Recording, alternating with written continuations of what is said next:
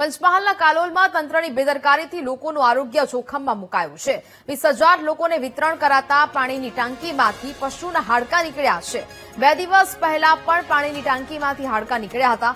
પાણીમાંથી હાડકાં મળી આવતા નગરજનોમાં ભારે આક્રોશ છે। ચીફ ઓફિસરે કાલોલ પોલીસ મથકમાં ફરિયાદ નોંધાવી છે।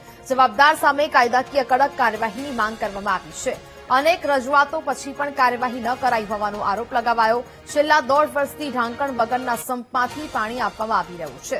સ્થાનિકોએ પાણીની ટાંકી ઢાંકવાની માંગ કરી છે।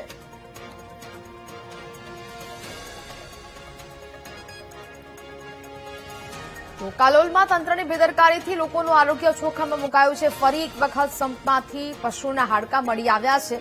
20,000 લોકોને વિતરણ કરાતા પાણીની ટાંકીમાંથી ફરીથી પશુના હાડકાં મળી આવ્યા। 2 દિવસ પહેલા પણ પાણીની ટાંકીમાંથી હાડકાં નીકળ્યા હતા। પાણીમાંથી હાડકાં મળી આવતા નગરજનોમાં હવે ભારે આક્રોશ જોવા મળી રહ્યો છે। હવે આ સમગ્ર મામલે ચીફ ઓફિસરે કાલોલ પોલીસ મથકમાં ફરિયાદ નોંધાવી છે। બરાબર છે, તપાસ કરી અને એની વિગતો ચેક કરી લઈએ છીએ। આ સફાઈ આપણે ઓલરેડી ચાલુ કરી દીધી છે।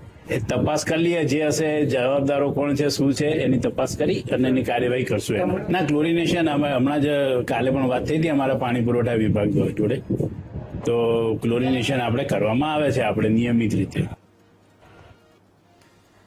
તો હાલ તો જવાબદાર સામે કાયદાકીય કાર્યવાહીની માંગ કરવામાં આવી છે। અનેક રજૂઆતો કરવામાં આવી પછી પણ કાર્યવાહી ન કરાઈ હોવાનો આરોપ લગાવવામાં આવ્યો છે। છેલ્લા 1.5 વર્ષથી ઢાંકણ વગરના સંપમાંથી આ પાણી છે તે આપવામાં આવી રહ્યું છે। તંત્રના પાપે લોકોના આરોગ્ય જોખમમાં મુકાઈ રહ્યા છે। સ્થાનિકોએ પાણીની ટાંકી ઢાંકવાની માંગ છે તે કરી છે। પંચમહાલના કાલોલમાં તંત્રની બેદરકારીથી લોકોનું આરોગ્ય જોખમાઈ રહ્યું છે।